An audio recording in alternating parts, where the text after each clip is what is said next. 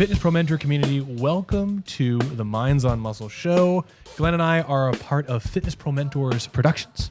And we are here to help personal trainers like you 2 to 3x their personal income. Honestly, it's fun because I got a message from one of our students saying, you know what, you guys are not as big as some of these other people, but the information you are offering is so much more valuable. And that's super exciting to hear. But today we're going to talk about how to market personal training services better by reverse engineering some of the most common mistakes that some of our students make. And once they clean these up, how things just blow up. But first, my wonderful co-host, Glenn Owen. How you doing, sir? Family Guy reference, correct? Family Guy. That's right. And you be Pert Hadley from Parks and Rec. I'm doing well. I had a nice relaxing weekend. We just had a 3-day weekend here, and it was the first time where I didn't do really much work on the weekend and felt really, really good. I usually don't do a ton of work on the weekend. I compartmentalize pretty well. But I said this weekend I'm going to be totally hands off and actually be a part of my pick of the week later. But really excited to talk about this one today because anytime I think we can talk about big common mistakes and things that we see with our people, it's almost certain that people who have not been through the program are almost absolutely certainly doing them. So I think it's going to be really big for a lot of people who want to grow their one-to-one personal training business. So if you're listening to this and you're like, oh, I already know how to market myself well, but you are not as busy as you want to be, you're not making the amount of money, and you ever look at your bank account and you get stressed out thinking about money, please hang in there because I will tell you that we have a bunch of people who consider themselves successful, and once we make these changes, they see some huge blowing up happen. It's just really incredible. The first thing that we're going to talk about is one that I've seen way too many times, and it's identifying pains early in a conversation. We recently did an episode that if you don't have a pain, there can be no pitch. But truth, at all levels of engagement, if you are a brand new personal trainer talking to a prospective cold level customer or even a hot level customer or you're doing a presentation, an event, whatever it is that you're doing, you need to understand why the people are in front of you. If there is no pain, there is no reason to be continuing the conversation. So when we identify the pain that the individual is struggling with, it makes it so much easier to customize the delivery of our product. Truth is, all of us are just using exercise to help people feel better and get incredible results.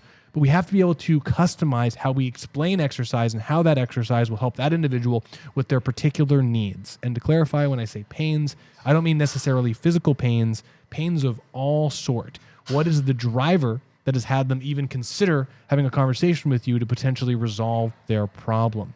You're a problem solver with exercise.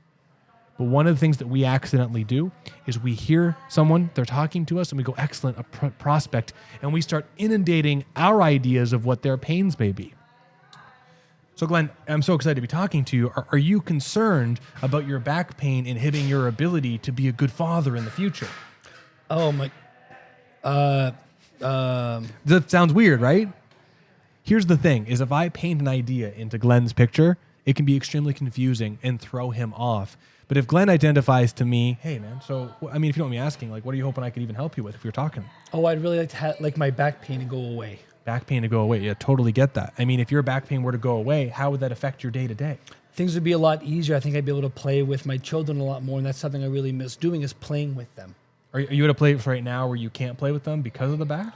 Yeah, and it's really, really frustrating. So you could see here that even that little bit of engagement where I'm asking about his pains, if I were doing a public presentation, I could customize an entire part all around that. If we're in a one-on-one conversation, we could keep going that way. If I were creating a lead magnet or some other piece of content that I were trying to help resolve his issues, I now have some more information so I can customize something for him. And truth is, lead magnets, if I identify that he has a pain and I don't even have a lead magnet on back pain, I would definitely tell you to say, hey, listen, I got something. I got actually a lead magnet. I got a piece of content that I've been working on that I'd love to help you with. If you're interested, when I get back to the office, I can send you it. It's 3 steps to resolve back pain with exercise. Are you interested? Yes, and don't tell the people that they're lead magnets. They don't need to know that. Content. But truth is, as you just saw, I identified he had a pain. I don't have a piece of content ready, but I tell him I've got one, and I go back and I make one right away. Because if I understand what he's dealing with, I can make something to help solve his problem a little bit, and then also increase the likelihood of him becoming a client. So identify pains early in the conversation. You know, and that's also very, very useful because if you get really good at identifying pains early in a conversation, let's say you sit down with your next 10 to 20 prospects and you're sitting them and you're able to identify those pains, those conversations. frustrated with back pain that stops me from playing with my kids, upset that I've got knee pain that's stopping me from running and doing marathons that I love to do. But you start getting the emotional pain tied to the physical thing. What you then start to be able to do with that is start changing the way you do all your marketing content to start speaking to those pains and discomforts. Because people aren't coming to see you necessarily because they have a physical pain. It's a part of the problem. We said this before, and I'll say it again because it's so important. They're coming to see you because that physical pain is causing some kind of emotional pain that's causing them to not feel good way more often than they want. And that's having a real negative effect on their life. We take the same concept here and take a look at it and apply it to another problem that we see a lot of students have, which is when they talk about their marketing, whether it's on their website, their social media, they're speaking with prospects, whatever that might be, they end up making the conversation about them and what they do. I'm a person who helps people do exercise so they have less pain, discomfort. I have this certification. I have that. I've got this square footage in my facility. We've got all this different stuff. Me, me, me, me, me. Prospects, clients, they don't care about you. They don't. They're there for what's in it for me. I say this quite often to my students. The only radio station that people are tuned into is WII FM, which is what's in it for me FM. That's all people are really concerned about. We are giving creatures, but we're also very selfish when it comes to our own different needs. And so if you can really identify the emotional pains that are to physical pains that people are consistently coming to see you with, you can then start manipulating your marketing on social media, your website copy, whatever it is that you're doing, presentations, to reflect how you help solve people's pains and how you make them feel emotionally afterwards. This is a huge analogy, and I'm stealing this from Brandon, but a lot of people, when they are marketing on their websites sound a lot like car websites where they're talking about their product in the car and what the details and the features of a car are. If you go to, let's say, like a terrible car website, and they say, we've got a Mazda 3, 600 horsepower, a V8 engine, these tires, if you're the average person like myself, I'm like, I don't care. What does this mean? What is this going to do for me? The really good car websites say, this car is durable so that if you get an accident, you're not going to get hurt. It's going to take and absorb all the force for you. So you're going to drive safely, carefree every time you've got your family in the car. All of a sudden, if I'm a family man, this is the kind of car that I want. Comparatively, most fitness trainers, when you look at their websites, they say, I'm certified with XYZ thing. I've got a square foot of gym that looks like this, and it's about me, me, me. One of the things that I learned from Brandon, and it's amazing to see it on the Strata website, is when we talk about what we do for people, we don't mention our square footage. There's barely any mention of the kind of certifications that we have. It's all about, here's a client's story. Here's what they were struggling with. Here's what it was costing them both emotionally and physically. And here's how they feel now. We tell that story. And we've got, 10 different stories or 10 different versions of that on our website. So when clients come to see the Strata website, they just see all the different ways that we've helped people who are just like them. And that gets their buy-in up through the roof. It's a huge conversion tool. So I've said a lot of different stuff here. It's a little long-winded. But the key take-home is that when you're going to go do your marketing, whether you're doing a presentation or it's going to be your website or your social media, your Google business page, all that kind of stuff, you got to be talking about the features and the benefits of what it is you do. But what you really got to focus on is this last piece, what it means. What does it mean for them? We help design custom exercise for people so you get exactly what you need, which means that you get out of pain and discomfort faster and feel more confident so you can go play with your kids this summer and have a great time. That's what people want. Manipulate it and massage it any kind of way for the kind of people that you work with. Yeah, it's funny because I was just thinking when you were saying all that's extremely true. I mean, we've talked about that so much in the mentorship, but I think people need to hear it. I think in personal training land, so many of us come from this place of insecurity where there's this raging level of insecurity about your own body, your own profession, right? Being a successful personal trainer is tough. And when you have any accolades that come up that you're excited about, you want to share them to show people, look, I've made it. I'll give you an example from me right now that I haven't publicly announced. I will be announcing, but I'll explain why I don't really care to for business sense. In May, I'm going to speak in Portugal for this Fitness Pro Mentor stuff. Very cool. Very excited. One of the biggest achievements that I'll ever do. I will not promote it gratuitously on the Strata business page for any reason other to say, hey, look, we're doing some cool stuff, because I will not get any clients because I'm doing a presentation in Europe. It literally doesn't mean anything to any potential client. They go, oh, cool. But it doesn't mean anything to them. That's like you going to a car dealership, looking at wanting to buy a $100,000 truck, and you check out their social media and you see the general manager is in Dubai doing something cool with cars.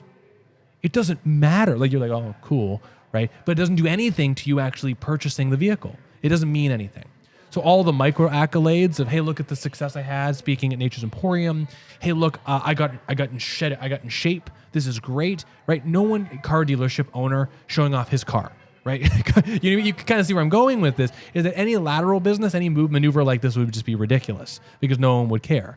What does matter, and it kind of leads into, well, it's this point, is that are you promoting a personal brand and a success story of your own personal self, or are you promoting something that's bigger than yourself and you're trying to speak to people, a people brand? Because a personal brand, which is a little bit more Brandon, I can promote the Portugal stuff and be like, hey, look, I'm doing cool stuff, and it raises my personal status in a microcosm. But what's funny is all that stuff does not help me get clients.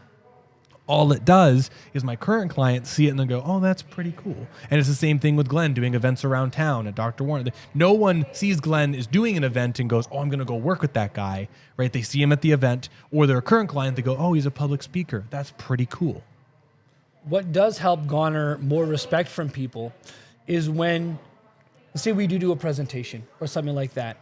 The people end up respecting us more when we do those presentations. Expert status. When they hear us and they hear us talk about things, and they feel smarter or more knowledgeable because we were able to explain to them in such a way that they couldn't get it before, but now they get it. And they feel better about it because now they feel like there's less confusion, less mystification around why does my back hurt? Or how does this post-activation potentiation thing work, right? In the case of Brandon going to Portugal. And then it's nothing to do with us talking about how amazing we are. It's more about our ability to communicate at a high level a complex idea, but in a nuanced way, in layman's terms, so that whether somebody's 15 years old, they could get it, or 85-year-old and still get it. And that's going to be one of the big things that garners that respect, that makes people want to come see you, is not that what you got, right, and this magic thing, but how you made them feel and the story you told that resonated them so much that they're like, I know, like, and trust this person. I got to go see them for XYZ thing in my body. Nothing drives me more nuts than when I check out a personal trainer's website, and maybe the personal trainer has done some cool events. Maybe they're even educated for trainers, and the first picture is them standing on a stage, right? And they're like holding a microphone, and it's like, that's cool, but doesn't tell any client anything. It just looks like that you're a little bit more credible. Anyway, we got 2 more points, and Glenn, I'm going to steal the point that you said on the bottom one here, and then you can do the next one. I'm going to do the puppy one. Okay, sure, yes. I'll tell you why, because I just get fired up about this one. That's fine, I get it. I will tell you that this one I've talked about before. Glenn brought it up, but I'm stealing it because I talk about it with every single trainer that works in this gym, and with every trainer that we work through with FPM. And it's, you got to be careful of choking the placeholder puppy. And what I mean by that is you have to set up strategic check-in points with every single client. You either are going to have closed sales cycles or open-ended sales cycles, right? A closed sales cycle, a sales cycle where they buy a number of sessions and there's a definitive endpoint, and then there's a conversation of now we need to do another sale to keep this thing going, versus an open-ended sales cycle, which is what we operate with, which is there is no definitive endpoint necessarily. However, if you have an open-ended sales cycle and you have micro check-ins where you can reestablish the relationship, check in, go over professional expectations and boundaries, and go over relevant new education, then you can make sure people stay with you longer. I've seen Glenn do an incredible job with this. It is definitely a skill, learning how to work with someone, check in, make sure that you're not accidentally putting your foot in your mouth, and keeping people with you longer and longer while they still see the value. But if you choke the placeholder puppy, right, this means you put them in your schedule, you go, great, I got a 3 times a week client, I am good for life, and you have no expectations of checking in with them. If you do that, they will eventually leave. You do have a microcosm of people that are routine-oriented people and will fall in love with you, and they will stay with you. That's great. But you can't have an entire business based off that, because over time, it is destined to fail. You need to check in. You need to perform some sales in a strategic sense. You cannot choke the placeholder puppy. I stole it. And, here's the other thing about the placeholder puppy situation, and like you had a really great personal anecdote when we were talking about the personal branding stuff there and your story and the insecurity thing. Coming back to insecurities again, the most foul stench in terms of insecurity is when people choke the placeholder puppy. Your clients and you, it's the most palpable feeling that you'll have inside of a session when they say, hey, I'm feeling good right now, and I think that we should stop. We have less frequency. And you get this place where you're like, I don't have enough money, or I'm worried about never seeing this person again. Oh no, they're leaving me. And what do? Well, we have to really keep working twice a week, and you're going to fall off the bandwagon. And that nervousness and that insecurity, the client can feel it, you can feel it. It makes things really awkward. And if anything, it pushes them farther away, right? The appropriate response being at any point in time, if someone says, hey, I'm doing really great right now, I think that we need to slow down or change our frequency or whatever, I just double down that. I say, great. I'm super happy that you're feeling that you can take more of this on yourself. Let's change our frequency. What do you think would work well for you as a touch base? And we come up with some kind of frequency. I say, okay, great. We're going to go from seeing each other twice a week. We're going to go to once a month. That's absolutely fantastic. Here's what I want to do. I want to keep working on this thing with you. Let's set up this and see how it goes for the next little bit and keep reevaluating and keep having this conversation together. If things don't feel like they're going the way you want anymore, I'm always open to changing the frequency again. Let's just make sure that we keep working on this so that you feel really good about your body. The last thing I want to see is you stop working out because we're seeing each other less and you start regressing. And then all of a sudden that back pain comes back and you feel so comfortable playing with your kids anymore. I want to make sure you get the most out of this. And as long as you feel great, I'm happy to do whatever frequency works. Is that okay with you? And that way you set yourself up for what that relationship's going to look like going forward and are still leaving the door open to changing frequencies again if they want to come back sooner than later. Because is there a chance that they're going to fall off and not do as well afterwards? Sure. But you're still making it an opportunity where you can still check in and change that and keep moving that relationship forward. Because if you try to pull in tighter, they're going to push away more. But if you try to push them away, they're just going to want to come closer and grab you back in again. Does that make sense, Brandon? Yeah, nailed it, man. Okay. I'll tell you what, you got one more here. Won't you just jump in off that of one this right one here? there? Okay.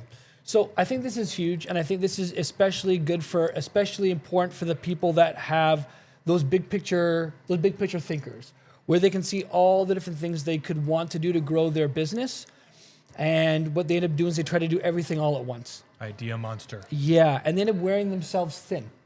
And this is problematic because you can only grow so many new skills at one time. And all of this comes down to the idea of the law of maintenance, the law of growth, and the law of atrophy. And these things, it states these different things. The law of atrophy is that everything's always deteriorating all the time. The law of maintenance is that you need to apply a certain level of maintenance on all different things in your life in order to make sure they don't deteriorate. Law of growth is that if you want to grow something like a skill set or a business or anything, you have to spend an exponential amount of time on that to learn those skills, to put the energy into it, to put the resources into it so that it gets bigger and better. And the problem is that if you try to do everything all at once, you just don't have the energy or the resources to do that. And eventually those things that start to atrophy, they start deteriorating so much that they break down as you try to pursue these new things. So like a really easy example is a house. You know, if you want to build a house, there's from nothing, you've got to spend an exponential amount of time and resources building that house. And then once it's built, it is going to break down. Every month you got to spend a couple hours, right? Get the fireplace guy in to manage the fireplace, or recaulk the bathroom, or shovel the snow, whatever that is, because otherwise that snow builds up too much. All of a sudden you've got water or snow damage when it all melts, something like that. Business is the same way, where you've got to go through different seasons or different phases of trying to grow your business.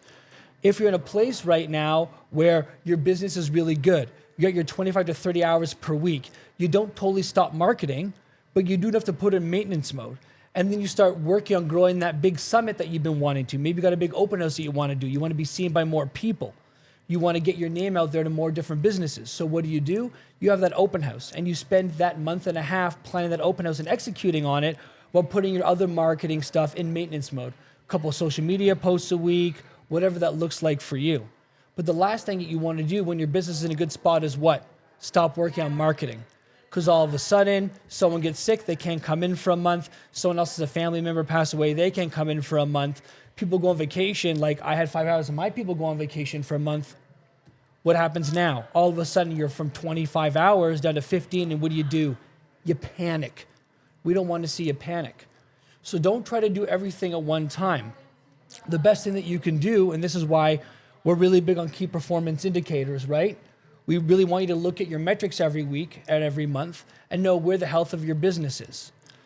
And if you know where the health of your business is in terms of the amount of leads coming in, how many of those leads are coming in for assessments, how many of those assessments and consultations are leading to new paid clients, how many hours you're doing. Once you have all that information, you can reverse engineer and say, okay, what do I have to do right now to keep my business growing? What's going to be the next logical step? Because if you're not tracking these things in your business, you don't know the relative health. And if you don't know the relative health, you don't really know what you ought to be doing next. And so this is really where it comes down to this whole idea of don't try to do everything at one time. Measure the performance of your business week over week. And then from there, you can decide we're going to be the 1 or 2 tasks I really need to be focusing on to grow my business. And now we're to put everything else in maintenance mode in order to make sure that things don't drop off. Yeah, there's so many different great analogies for this super fast. If you're picking any skill or anything that you want to get good at, anything, you're way better off to focus on like 1 or 2, like 3 great things to become excellent at than dilutes your energy over way too many things. And this is what successful people do. People who are attacked by the idea monsters. It's so easy to do a million different things, but you have to channel in and focus and hyper focus. Anyone that knows me, has been listening to this, knows I play drums. I'm a passionate nerd about challenging the crap out of myself on the instrument. But I'll tell you, if you go, hey, Glenn, I want you to learn how to become an expert painter by the end of next month, right? Like, where the heck do you even start? There's different types of paints, there's different types of paper, there's different brushes, different types of art. You can really do anything. But if I said to anybody listening to this, hey, I want you to become an amazing painter in 3 months, let's give it more realistic time, right? You're better off to choose one type of painting style, one type of paint, one type of canvas, and just master the crap out of it versus try and do all of them because it'll get too diluted. And this is the same thing with your business, is you have to pick 1 or 2 or 3 things. I'm going to make the most, and I would say set goals that are outside of your comfort zone. I'm going to make the most badass website for my business that's going to help me get more clients. You start working on it. Wait, I don't have this skill. I just realized that I can't actually make the visuals that I want of my client. The images don't replicate what I want people to see. How do I make better visuals for my business? Now you're getting into photography. How do we get there? Because of the necessary evil from the website or whatever thing that you're trying to do. So anyway, I love it. That was a super great point, but you got to challenge yourself. Yeah, and I think the last thing I'd say on that when it comes to like learning new skills, believe it or not, a lot of times people think, I got to learn this new skill, it's going to take me months. It's more of a time thing. And I get that a lot of people have families and they're really, really busy, they have other commitments, don't get me wrong. But if you can find 20 hours in a month or over 6 weeks to focus on like one skill and get really good at it, you're going to be in a pretty good spot for that skill. And it won't require much more time after that to continue using it for your business. If, for example, you want to get better at video editing because you want to do testimonials, you can spend an hour every day, right? 5 days a week, getting better and doing that over a month, or, bust it out. Like spend 4 or 5 hours on a Saturday, 4 or 5 Saturdays in a row, if that time allows you, and just research it, study it, play around, practice it, try to do some stuff, and you'll get better at it. And it really doesn't take really much more than 20 hours of focused work to get decent enough at a skill where you can use that moving forward, and it's kind of solidified into your nervous system in your brain such that it's really efficacious. And I don't want to challenge you, but I would say even as low as 8 hours. Like, honestly, if you do 20 minutes every day and you skip Sunday, right? That's still 1,000% better than nothing. Yeah, 100%. I mean, like the whole point of the conversation is if you want to build a new skill, you focus on it. And like a great example, I'll just call him like D, one of the newest FPM people. He's been getting much better at his Instagram Reels because he's been focusing on it a little bit every day. And his communication, his messaging is getting much better. We're working with him in order to get his Instagram better in terms of like showcasing client success and whatnot, having him practice that education portion of it during his sessions with clients. And so just really simple like adjunct skills, like, hey, when you're educating a client, that education where you share features, benefits, and means, it's exactly the same as it would when you do an Instagram reel as social proof. So if you're doing a back extension exercise with a client, use that features, benefits, and means model to explain how amazing it's going to be. Hey, right now we're going to do a back extension exercise, right? Feature. The reason this back extension exercise is so good is it's going to support your back and get it stronger so you have more resilience. You're going to feel more stable. That's the benefit. And what that means, right, is that you are going to be able to play with your kids longer. You have more endurance in your back. So that pain's going to set in a lot longer of a period, which means that you'll be able to play with your kids longer, just have a lot more fun and make a lot more memories, right? Feature, benefits, means. Back extension exercise, more endurance, means you can play longer and have more confidence and make memories with your kids and have more fun. And if you can take that same concept now and apply that from that education to just recording that over a video of your client exercising when they, as a part of your Instagram reel, you're there, which is fantastic. And then just a matter of getting that videography piece down. Listen, everybody, I hope this was helpful. I mean, truthfully, if you want help with any of these things, Glenn or I or Taylor, for free, through like just chat message, we'll be happy to offer some feedback to some suggestions for your business. And truth is, we work with people just like you every day who are just on the edge of reaching those first $100,000 years or even hiring their first trainer. And so I'm really excited to share that with you. I know Glenn is too, and so is Taylor.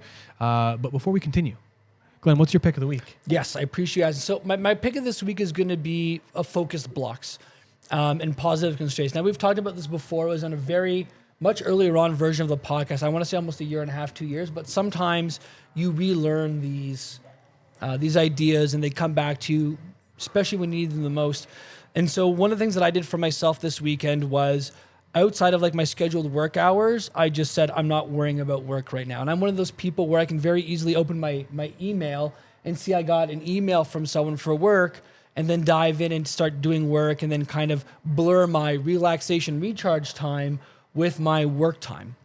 Now, it's important, I think, for everyone to distinguish these different barriers in their time in their work and their life where they're focusing on certain things and they focus on that and they're dedicated to it.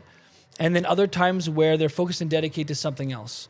So if you know that you've got a family at home and it's a young family and you just had a kid, when you get home at 6 o'clock, maybe it looks like 5 nights a week. You know that from 6 o'clock onwards, you're not checking your email. You're not going to do work. You're just going to work on being present for your family and recharging. And that's what you're going to do. And then when you get to 8 a.m. the next day, you're in work mode for the next 10 hours or so. But having these dedicated blocks allow you to focus on these things that you need to move them forward in your life. Well, I think what a lot of us do is we live in this world, at least I'll speak for myself, where I get a message, for example, for someone from FPM at 9 p.m. at night. And when I should be winding down and focusing on recovery so I can be present for these people the next day, I will look and I'll start doing work at 9 o'clock at night. Well, I know very well that we've set these constraints, which are, if you message me after 8 p.m., I'm going to get to it first thing in the next day, but I've got to make sure I've got to recharge myself. And listen, people get it in your life, by the way. They get it when you need to have these positive barriers set up, but allowing yourself to have the right barrier set up in your life where you focus on certain things, these positive constraints, allow you to get more work done and recharge more powerfully such that your life moves better. Rather than have all these different things you got to do and all these different energies, if you want to look at them that way, bundled up into a 24/7 timeline where it can just lead to lots of stress and lots of discomfort. So my pick of the week is try setting some positive constraints for yourself. Be objective about what you need and what's reasonable and feasible, and try it out and see how it goes, because I guarantee you it's going to have a positive impact on your life. Beautiful, man. Brent, what about you? What do you got for your pick of the week here, sir? Mine is much simpler and much more business practical. This is great, though. I think I totally agree with you. You got to set those positive constraints. Mine is in-app Instagram reel editing.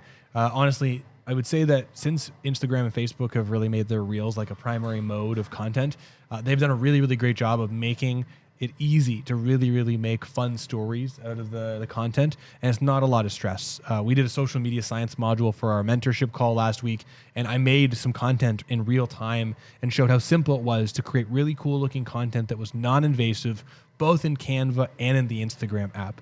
So I'll tell you, if anyone here feels like you're struggling to get on the social media content creation train, send me a message. I'll tell you exactly what I'm doing. But truthfully, you can record content in a fun way that's not invasive to anybody on the gym floor, get smiling faces very easily, and then do voiceovers, kind of like Glenn alluded to earlier, to make some really compelling looking content.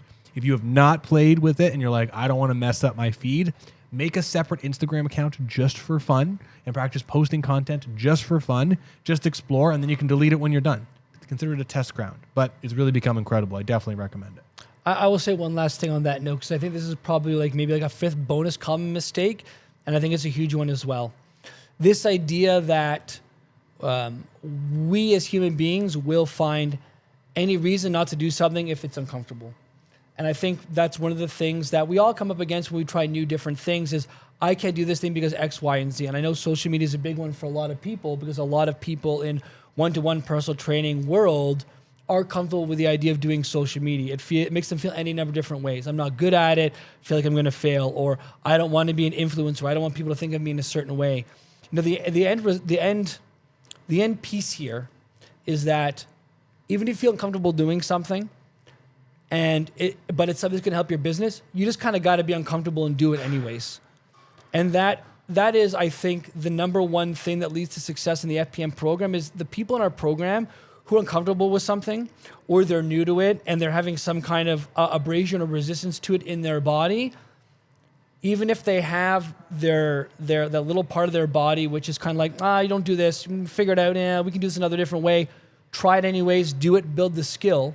Because those people who take new actions get new, better results. People who take the same actions over and over again and just do things a little bit differently don't get anywhere near the results that everyone in the program who are doing all the things we tell them a little different, that are uncomfortable, but they learn how to do and they get comfortable with. Those are the people that excel infinitely more than anyone else in their careers, period. FPM aside.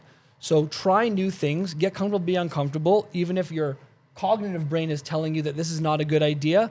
Because the more comfortable you can be uncomfortable learning new skills, just the better off you're going to be in life in general. Beautiful, man. Yeah, super important point. Listen, everybody, we're the Fitness Pro Mentors podcast. Fitness Pro Mentors Media Group, and this is the Minds on Muscle show.